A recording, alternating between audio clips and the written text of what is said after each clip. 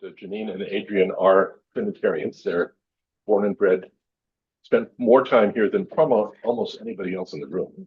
So, but I don't know. Rob Shoemaker is here.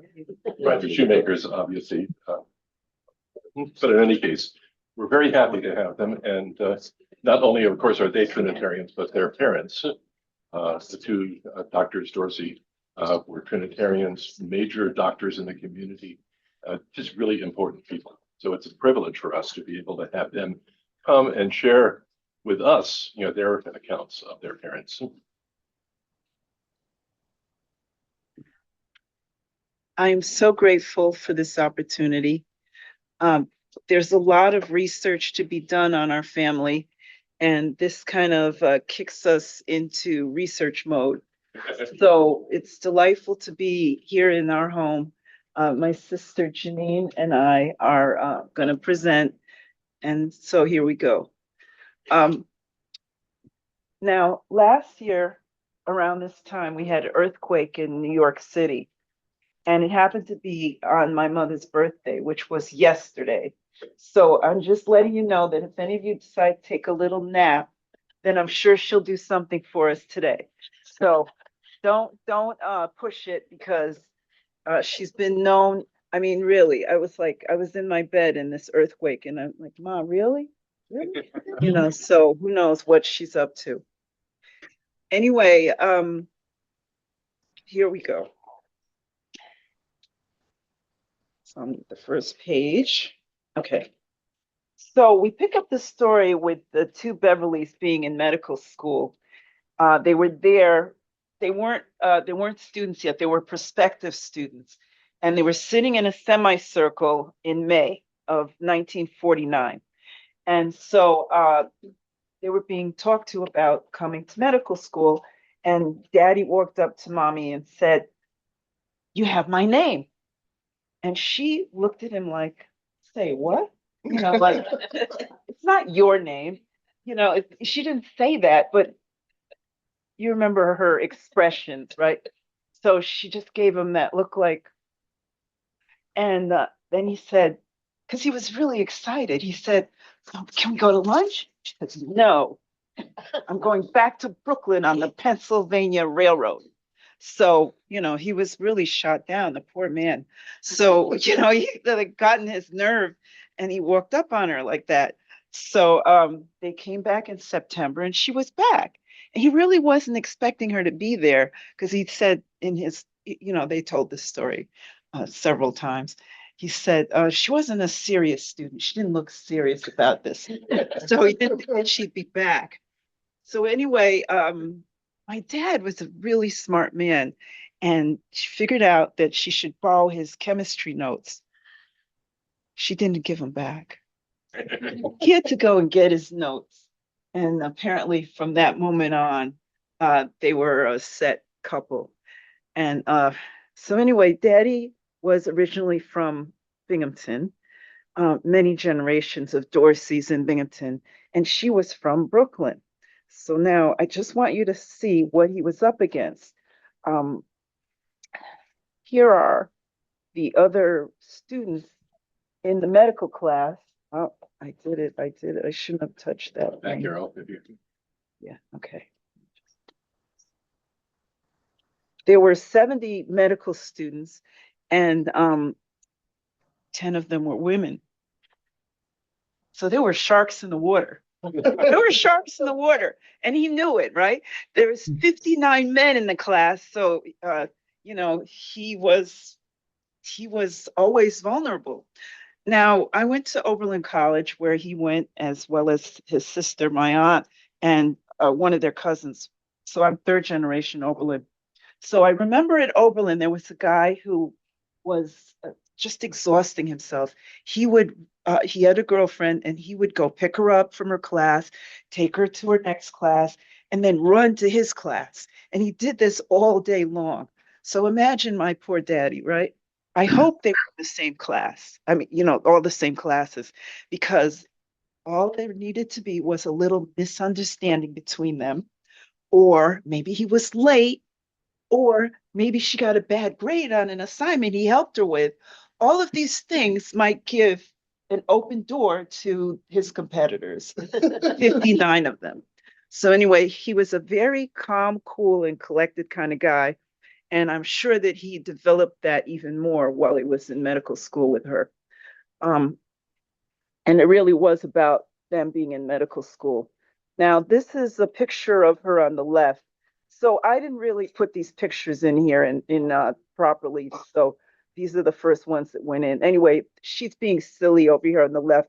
On the right is a picture of the class history, and it was saying how many marriages there were in the class. Probably those 10 women were very hot items. Um, this is my grandmother, Frederica.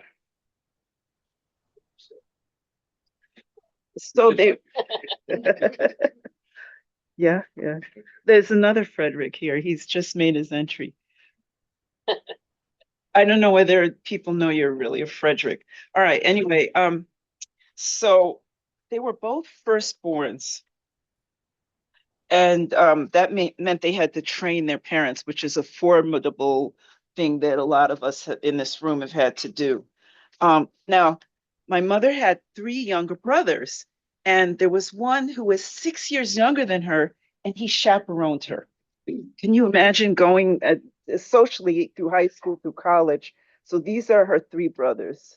This is the eldest. He was also a graduate of Howard Medical School, became a psychiatrist and a kind of person that dealt with cadavers. And this is the youngest guy, my Uncle Bora, with their grandmother. So yeah, these are the three brothers. And they called her, as you can see the difference in the stature here, they called her their little big sister. We get that. Now this is their father. And back to my uncles. So they were conspiratorial, competitive, and boisterous. This is a thing about West Indians. They love to tease, and these guys were like they love to tease. They just were constantly teasing us. Remembering when I was a little girl with my pocketbook, what's in your pocketbook, Adrian? This my uncle would always I'd say, I have chapstick and a handkerchief. He said, where's your money? It's in the Binghamton Bank. And he'd say, so, he could remember all of my gestures as a kid because he would. So apparently the lady here, my grandmother was a very, Janine and I just went to Texas to see our surviving aunt, the wife of one of these guys. And she said that our grandmother didn't control her sons, they controlled her, but that she would bring them over close and she would have these like very personal conversations with them, which meant that you weren't a privy to what they were talking about. It had to be kind of, oh my gosh, what are they talking about? They're looking at me, they're talking, that kind of a thing. All right. So anyway, here's my grandfather. And this is Beverly on his lap. So my grandparents met in St. George's, Grenada. And I'm sorry, Janine, I'm supposed to say hour. I tried to practice the saying hour, but I'm not saying it. Are you recording this? Yes. Okay. To keep it on the don't say anything silly. All right. Yeah, yeah. There's so much I could say, really. Janine has edited this and made me keep it more civil. Anyway, here's Beverly on the lap of her father, and this man was a real trip. So he didn't live with them, but he would come over and take his four children to the Coney Island on the weekends and make them do calisthenics on the beach, which was really embarrassing. So, apparently, he threw all three of the boys into the water off the pier. And they went down. They didn't swim, so they sank. So they came up and they gave one finger. They sank. They came up, they gave two fingers. They sank, three fingers. And they realized that he wasn't going to help them. He wasn't going to do anything. So then they figured out how to swim and they got out of it. Yeah. So So mommy made sure that we were good swimmers. She would take us to the YWCA on Exchange Street every Saturday for our swimming lessons. She felt that it was essential to be able to swim. You know, here in Binghamton, we have all these rivers around. And so she felt like her children, every child should be able to swim.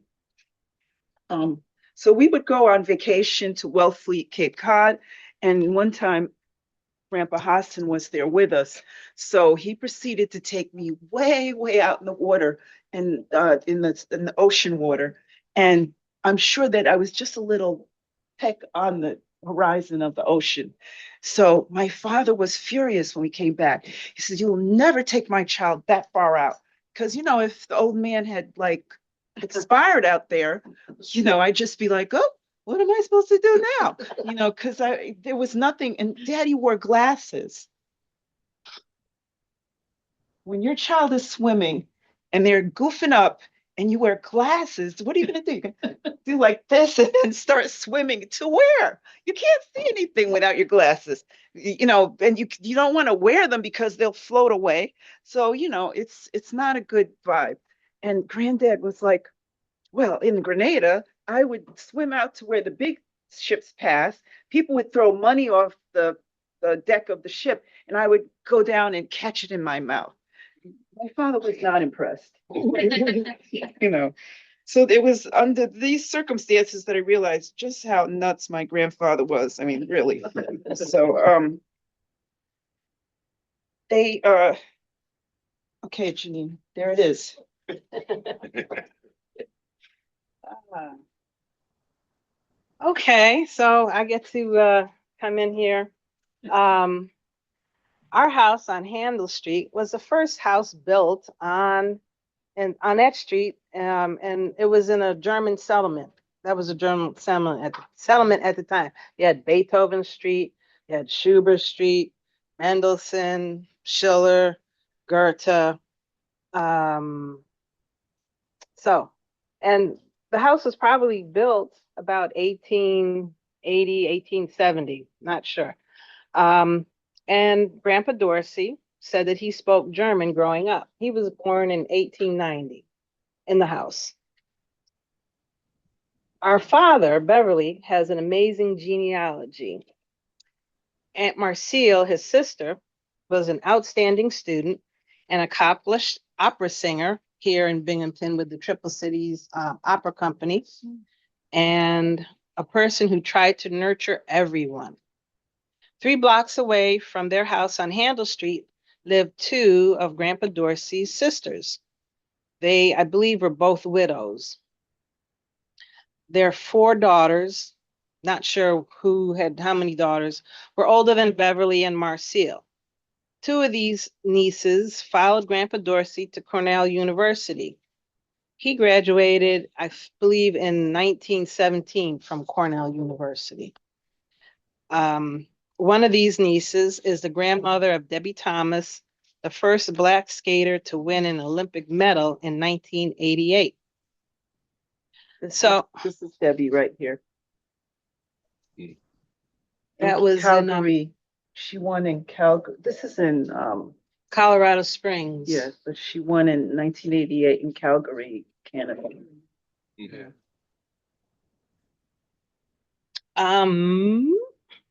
Our father shared the following about our grandmother. So he shared this with Adrian, and she read it to me yesterday, and I said, "This is fabulous. We got to use this." As a young person, our grandmother, Shanita Hires Dorsey, studied at the Manchester Music Academy. We believe that was somewhere in Tioga County. She was a piano and voice teacher and the organist at the African American Zion Episcopal Church here in Binghamton. And I didn't know that until recently because a good friend of ours who our relationship is the 3rd generation, her son and my sons are 4th generation. So she told, and her mother was the organist, pianist at the church. So she said, "Well, yeah, I heard that your grandmother was there too." Okay. She established herself in the community as a musical person, and she put on a yearly recital at the Star Hall for her students. And this is our father speaking. I started performing when I was 4. Marcille started when she was 3. We would be escorted to the piano bench, placed on the seat, and then we'd play our little single note, plink, plink, plink numbers or pieces, plink, plink pieces. The star attraction of the recital soon became the Fisk Jubilee Singers. They would come through and would sing in 2 or 3 churches, but in addition, would sing at Mother's recital. It was always a big event and loved by all. So Marcille and I, we'd play our little pieces, and as we grew older, our pieces became longer and more difficult. So I'm going to add a little thing I just thought of. When we went to our Aunt Marcille's burial at Floral Park, there was an elderly brother and sister that came up to us, and they told us that they studied piano with our grandmother. And it was fascinating because our grandmother died before we were born. So we never got to know either of our grandmothers. But the sister said that the recitals, we used to love the recitals because your grandmother and your grandfather would bake. So there was always cake and really good desserts. So yeah, we heard those stories. Shanita Hires Dorsey, our grandmother, is the sister of the famous Hire singers, the first African-American opera singers in the United States. 2 operas were written for and performed by the Hire sisters regularly. The one sister, you can see her picture in the National African American Museum, African American History Museum in DC that just opened what 10 years ago. Yeah. And up on the top floor is the fine arts floor. So you go into the old music section, well, old music, but yeah. And you see her, she's reclining on a chaise lounge, kind of dramatic. So this is Shanita's mother. This is not one of the Hire sisters. There's 2 Hire sisters. So this is her mother. Her mother, our great grandmother, and our great great aunt were opera performers, vaudeville singers, and I guess that's how she met the Hire sisters' father and married him. So also, our family, our house was a music circular place. Members of the Count Basie and Duke Ellington bands stayed at our house when they visited Binghamton for different dances and events because they were unable to stay in the segregated hotels here. Janine and I just went to Cote d'Ivoire or Ivory Coast to visit our distant cousin, the ambassador, Jessica Ba, who is also related to us on the Dorsey side. Daddy was a fantastic runner. When we sort through that box of newspaper clippings, we will discover how he performed at the Penn Relays and also when that occurred. Grandpa was an exceptional athlete. Here's a newspaper clipping stating that he won 9 of the 11 events at the Binghamton Central track meet. All of us went to Binghamton Central. So, and I even had a teacher, I can't think of her name, that my father had. She taught public speaking, and Foley? Mrs. Foley. Oh, Helen Foley. Helen Foley, right? This is the Helen Foley Club here. Yeah. Ah, How that's many where of got you your had start, Helen huh? Foley? I didn't have Helen Foley. How many of you had that? You're the teacher of me. Wow. Greg. Helen Foley was, I believe, your dad's teacher and my mom's teacher, Right. and your teacher and my teacher. No, I didn't. Yeah, do any I had drama. her. I wasn't, I was a scientist, no drama. Greg, no? I just recognize her name because she was also Rod Serling's teacher. Yeah.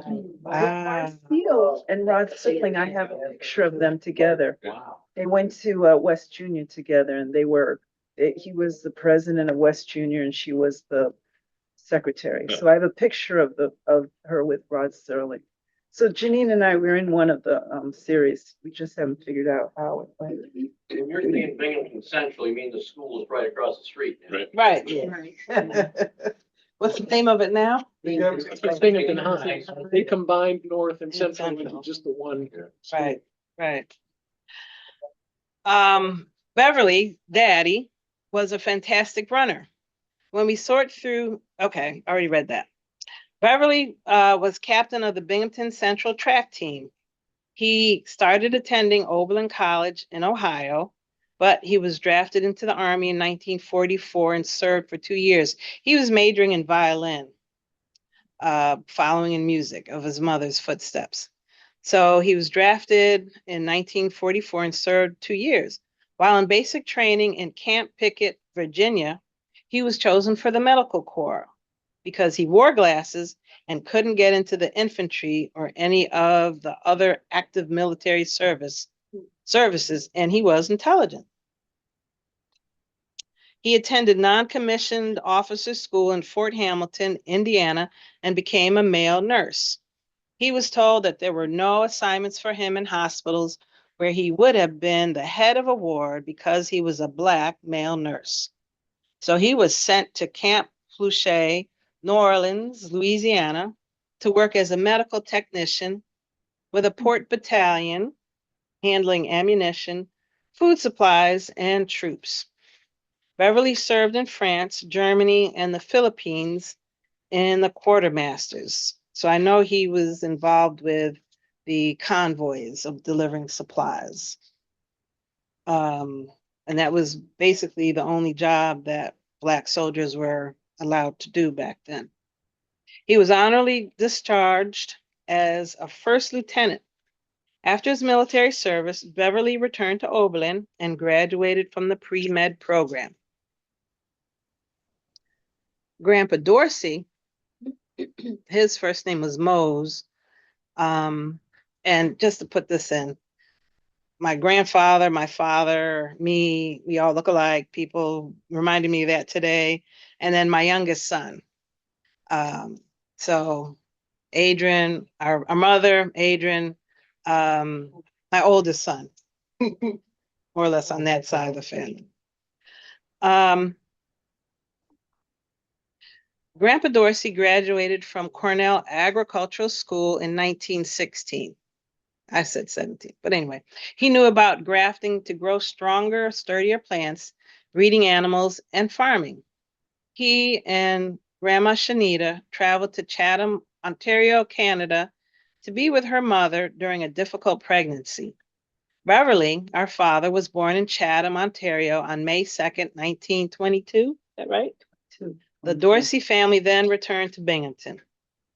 By the year 1953, it was a bittersweet time for our family.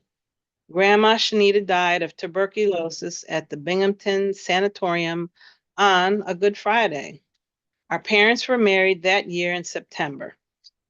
They served their internship at Queens General Hospital and their residency in internal medicine at Wilson Memorial Hospital in Johnson City.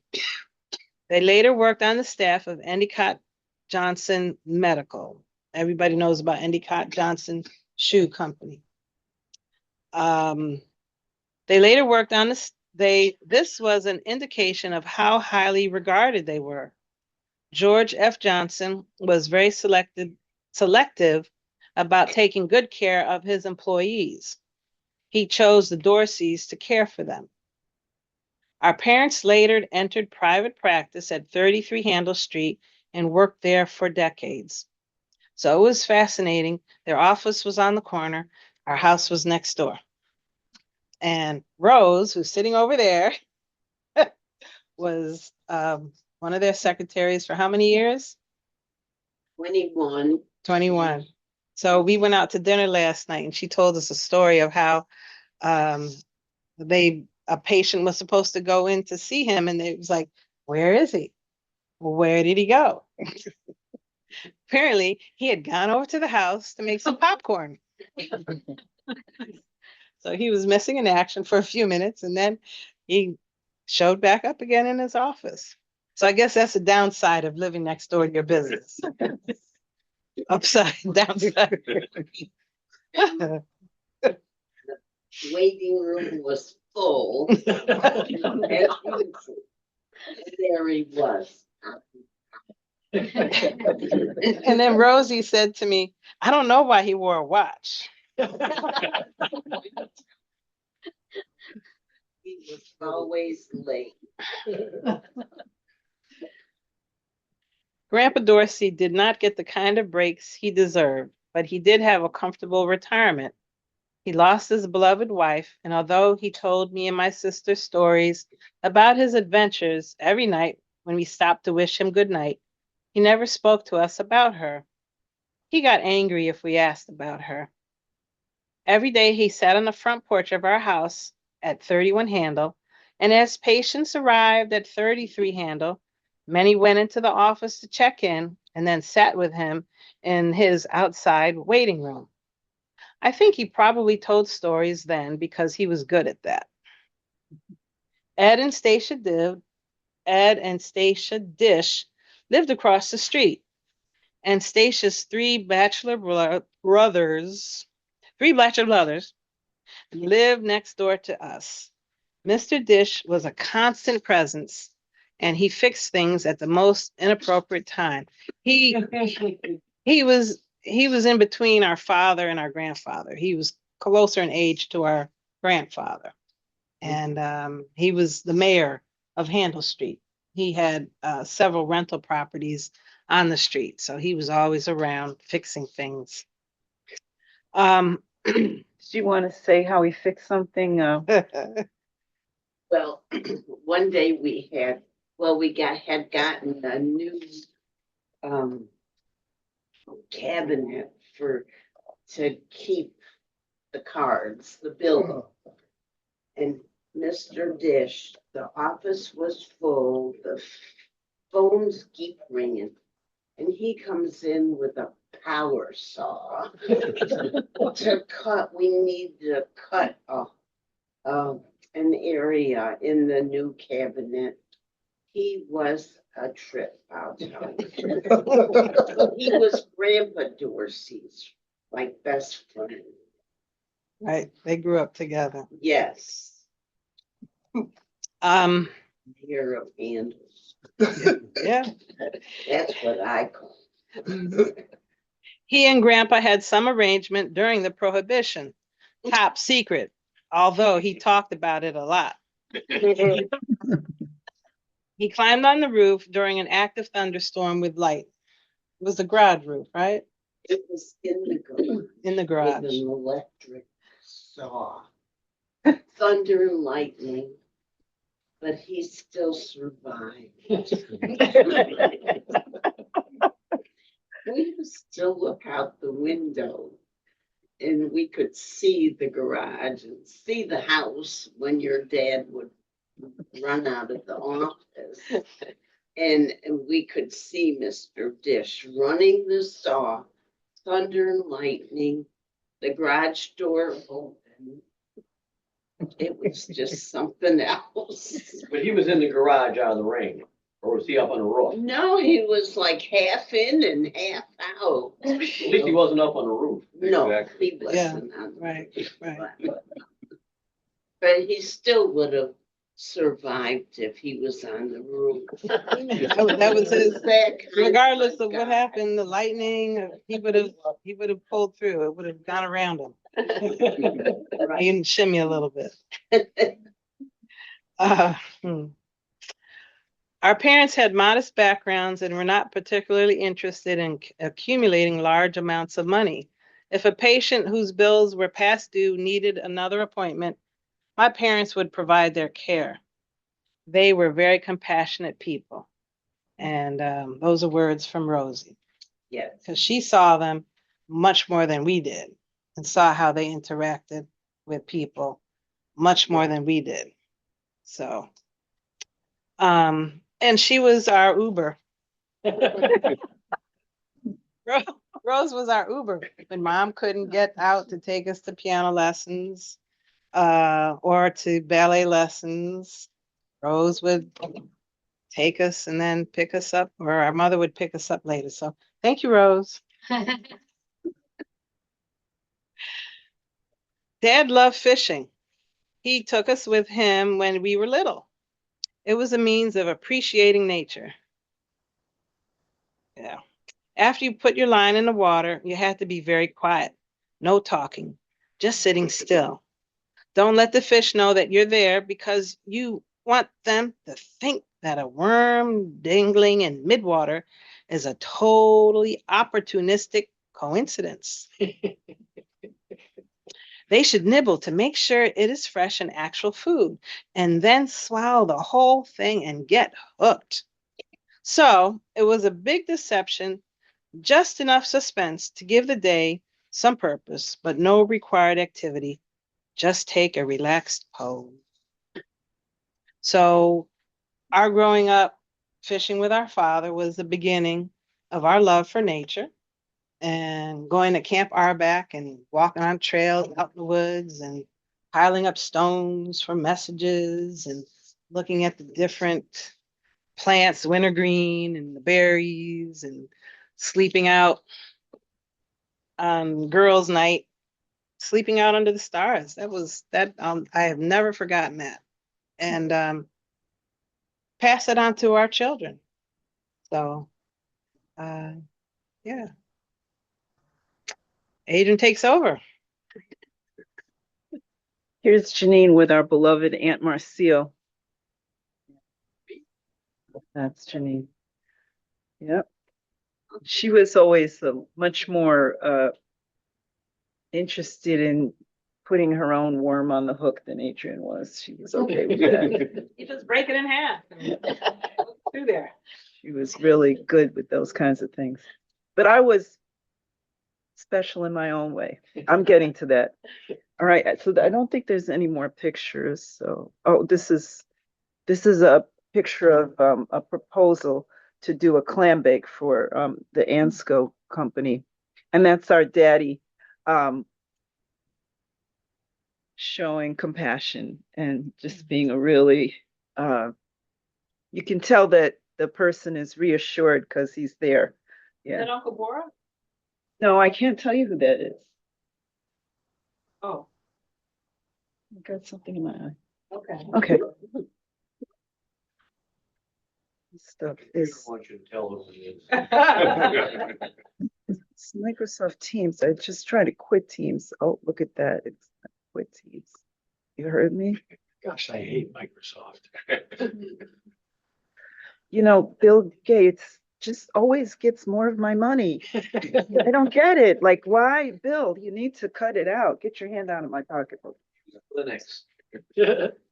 So our parents genuinely enjoyed doing things together. If one was around, the other one was close by. They were adventuresome and they probably felt like they were in a place that they weren't expected to be in. They liked to coordinate their clothing, and every misstep was something that they backed each other up with. They were always there for each other. And so they were always a team, always had this esprit de corps, I guess. Because life was a trip in Binghamton, as I'll get around to telling you.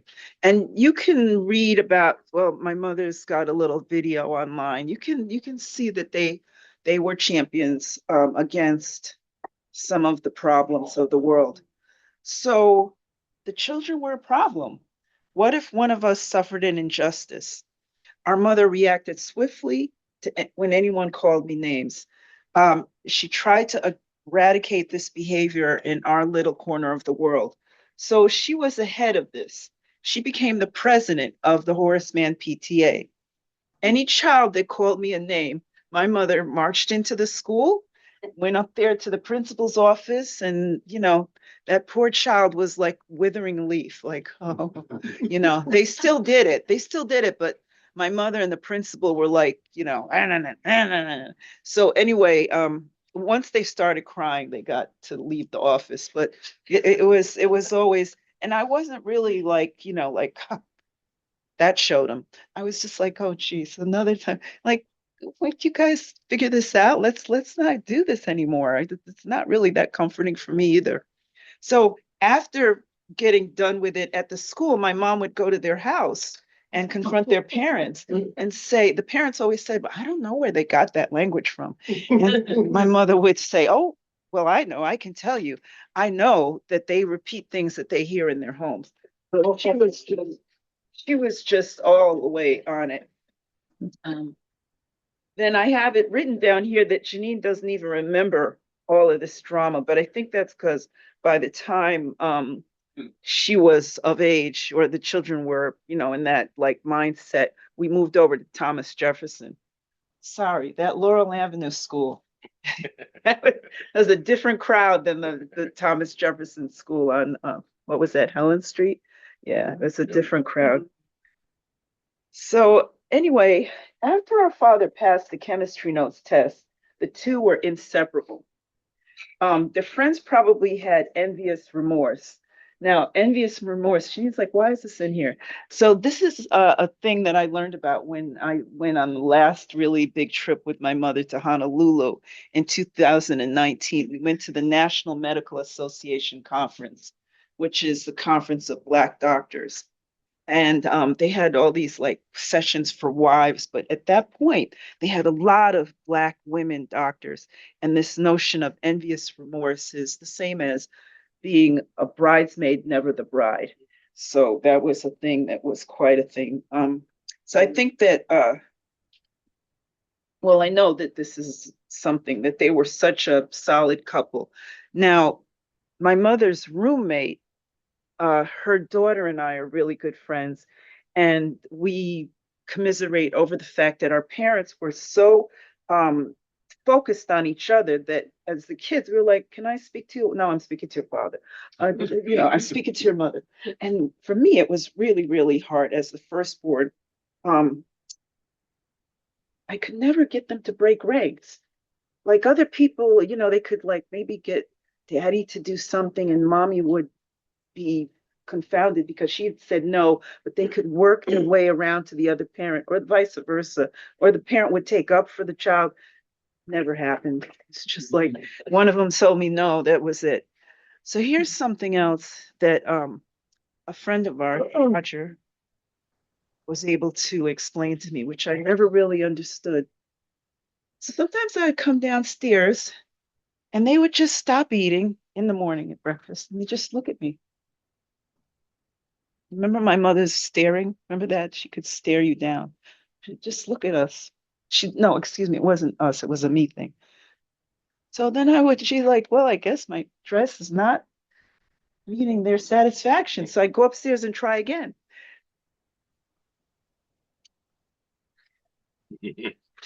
What is this? They never explained it to me. And see, I was too young to really know.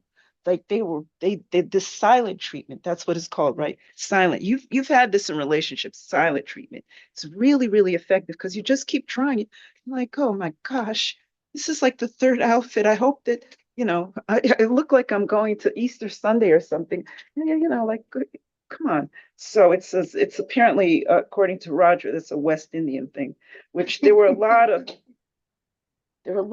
things from West Indians that I grew up in Binghamton, and not enough West Indians tell me, "Oh, girl, mom, that's how you do it in the West Indies." They got it from Africa. Was it like that too? Yes, because They got it. the saying is that you never have to talk to the child. For example, if a mother looks at you, you know exactly what she meant. Not saying anything. That's in the speech here too. I get it. I do. I get it. And the Trinity members, especially Dave isn't here, but Rick and Rob, remember that if Janine and I were wiggling too much up there in the choir, in the we were in the choir, if we were wiggling or giggling too much, she just looked at us. It means wait till we get home.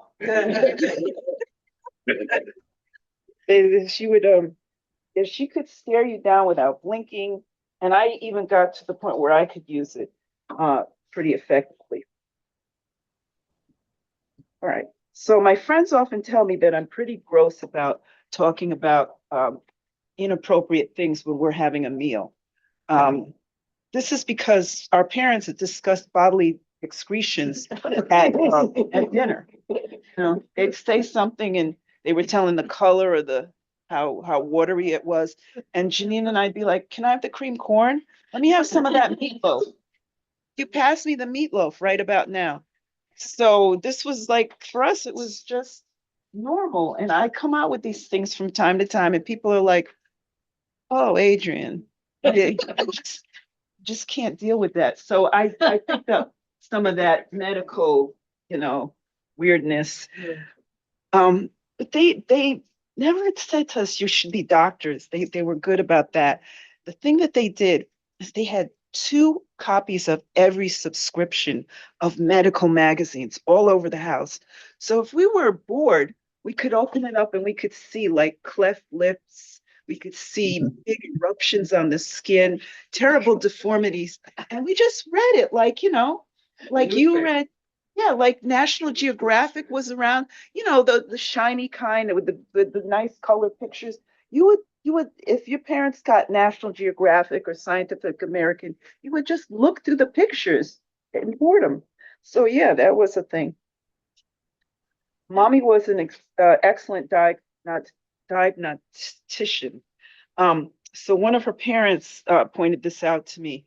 I will tell you more of the details when I get permission from my source to, say that.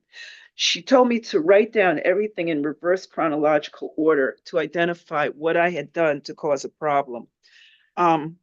She was determined to feed us very healthy food and worked much too hard. She really worked too hard.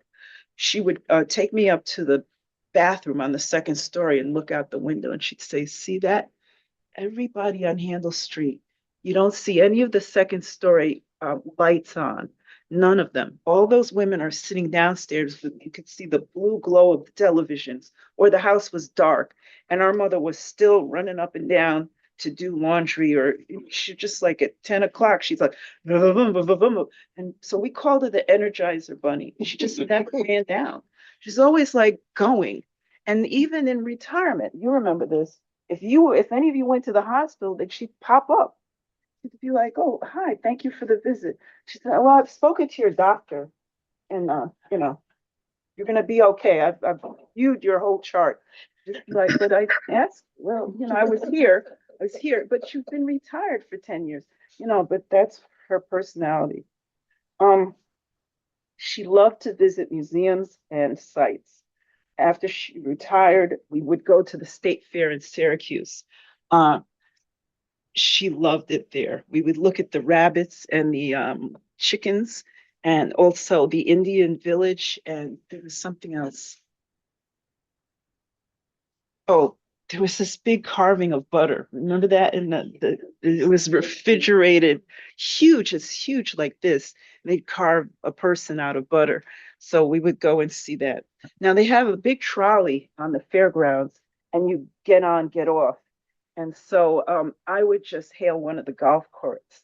I would be like, and they would stop and they were like, "Does she need help?" And they'd be, "No, but she's Beverly." So we'd get on the golf cart and they would just take us door to door service. It was like that with my mother. I traveled with her a lot, and I would do that all the time. Like, okay, we'll see whether they'll stop. And if they did, then once they saw how cute she was, they're like, "Oh yeah, we'll take her where she wants to go." She loved Binghamton's exhibits, especially the Binghamton Center for Tech and Innovation. What street is that on? The tech center. Yeah, the Tech Yeah, Center. Water Street. Water Street. I wanted you all to say it because, we've got an online audience of 7. So there's us, Peter. There's not that many people. I put out so many emails. Anyway,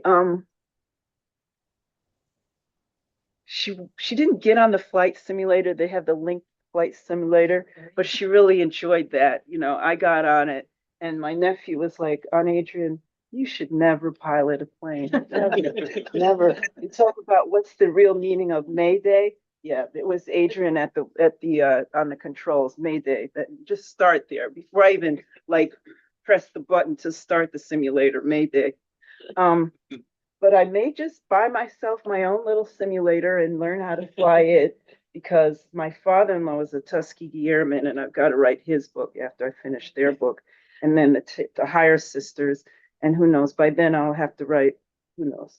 Anyway, Mommy loved Binghamton. Janine and I were trying so hard to move her down to Maryland. She just didn't want to go. She didn't want to go. In fact, she had a 98th birthday party 16 days before she passed away. And she was standing up. She was on television. She was giving speeches. And then after that, she's just like, I really don't want to do this anymore. And she was out of here. So she especially loved Trinity Church. Janine and I can attest to the fact that she shows her love by giving you a hard time. Yeah, she's, you know, she's trying to help you improve. So when you get that kind of like, oh, Ma, you know, like, why are you like so on us? That meant that she really loved you. And I have to say, Janine asked me not to really go into this, but this is a crazy time in our world. And we have to protect the people who are very frightened, who are suffering hardships. And I am down there in Manhattan and going to workshops and learning about things like, you know, how to help people who are being intimidated by ICE.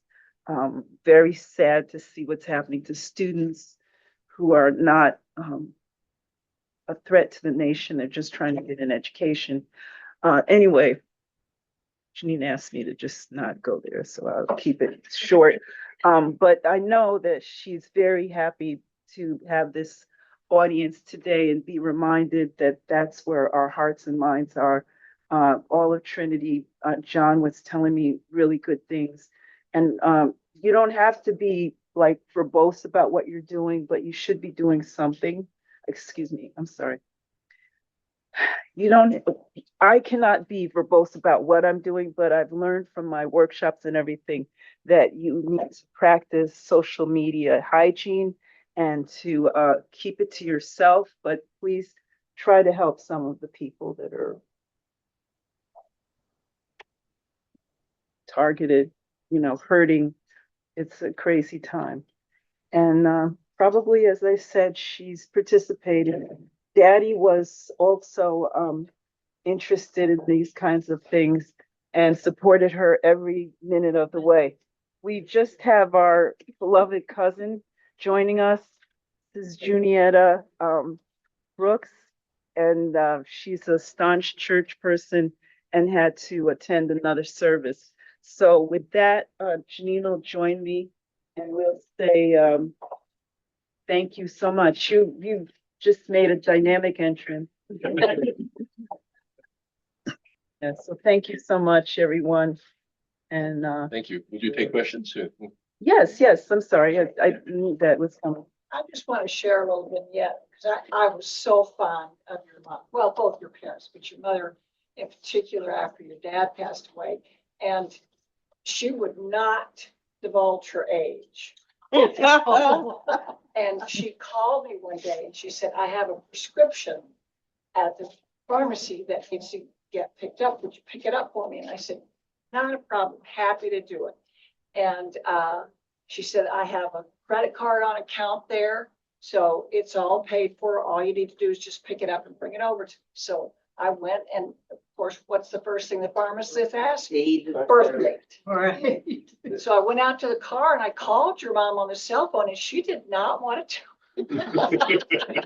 And I said, Beverly, this prescription, you have got to tell me your birthday because and then including the year.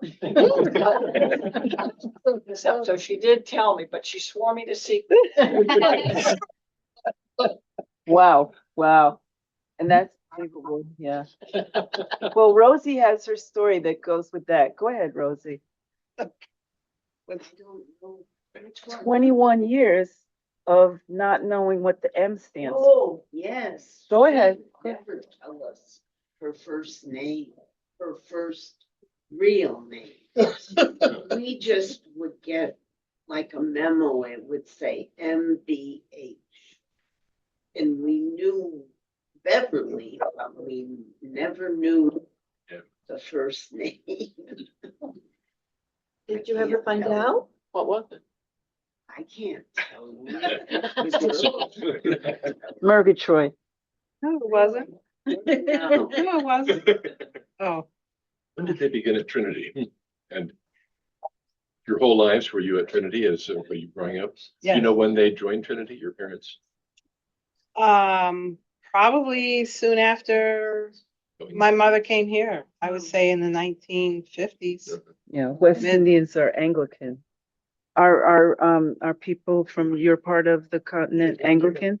Yeah, yeah. Of course. Here you are. I'm like, oh, yeah, yeah. So I was You had a christened question? here. No, my memory of her when we first came here and we were chatting, I think it was the first or second Sunday here. She found out that I went to Howard, where she went to. So we were tight from there. Yeah. And, she will tell us about things that are going on at the nursing home. And, my wife and my son and I will go over there, when they have dances or they have, we just go Oh, the visit her parties. there. Mhm. And one thing about her is that she does not suffer ignorance, which is a very typical Caribbean, not so much African. It's typical educated Caribbeans. They do not suffer ignorance. When, things that is common sense, if somebody doesn't get that, they will speak up. And they don't care if it's the president, they don't care anybody, So at times when we have forum here, she usually sit right here. And somebody is saying something and she will just tell you the way it is. And when you get that old, you really do have carte blanche to say whatever you want to say, because you have lived it. Mhm. Yeah. Thank you. My grandson worked at that nursing home and he used to work in the kitchen there. And his coworkers were amazed that she called him over because she knew him from Trinity. And he sat down with her. What is his name? We, What is his name? Mrs. Dorsey had this reputation around the nursing home of being tough. And for him to be like called over by her, that was like made him an instant celebrity. What is his name? Brandon Lockwood. I remember her talking about him. Brandon, John, this is Judy Peckham. Oh. I'm online. Hi, Judy. Yes, Hi. Judy, yes. I served many years on the UHS hospital board with Beverly, and that was a trip. She did not, along the lines of not tolerating ignorance, she did not tolerate any abbreviations or initials, and the medical world is rife with them. And so every board meeting, if somebody used an abbreviation, she would stop the meeting and say, please tell us what that means. And always very much speaking up in the board meeting. So it was quite an experience being with her for probably 20 years on the board.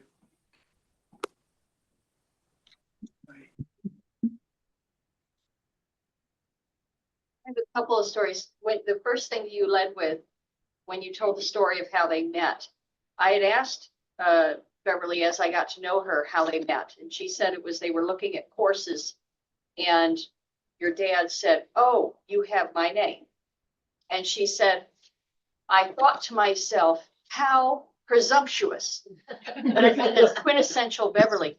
the other thing was, I first met her before I came to Trinity because of her involvement with Delta Sigma Theta, which was very, very integral to her activities. And so she was always either selling tickets to the thing or, but before I met her, when I worked at the county and I was secretary for the budget, for the budget director, that budget director was a young upstart because the actual director had just died, and she's this 26-year-old wonderkind, and she's from Guyana.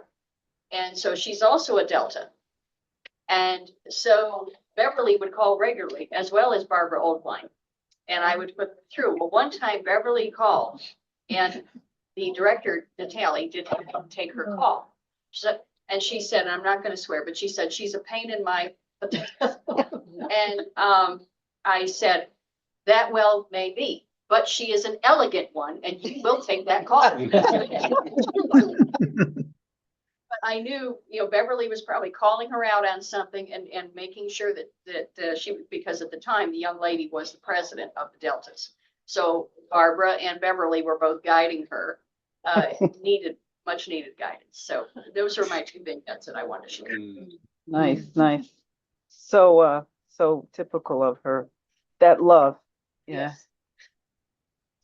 Yes, Rick. Growing up here at Trinity, presuming that I actually did that, we had many mothers. They tried to keep us so busy here at Trinity that we wouldn't get in trouble. And that was choir a couple times a week and Boy Scouts and basketball. And being here in this building and all these buildings that much of the time, it's important to wrangle these 100 kids. We had 100 kids in the choir in the 60s and 70s. And that required a lot of mothers. And one of the mothers that we could count on to keep us in line was Dr. Hosten. Yeah, yeah. She didn't, I never knew what to say, whether to call her Dr. Beverly or Dr. Hosten. But she was one of our mothers here. And so part of who I am is that I don't want to say discipline, but rigor of accurateness, not suffering fools. Yeah, that's good. You use the word ignorance, but it's fools, not suffering fools. Yeah, yeah. Rosie shared an interesting story with me about how at one of the nursing homes there was a married couple. Do you want to tell it? No, I can. Okay. There was in one of the nursing homes, and I won't say which, but they were in the same room. But then they had, both of them were sick. They had to go to the hospital. Well, the one person came back before because the other one needed more attention. So they brought the husband back. And the time expired. They had all these laws that they could hold the bed for just so long. Well, the time expired.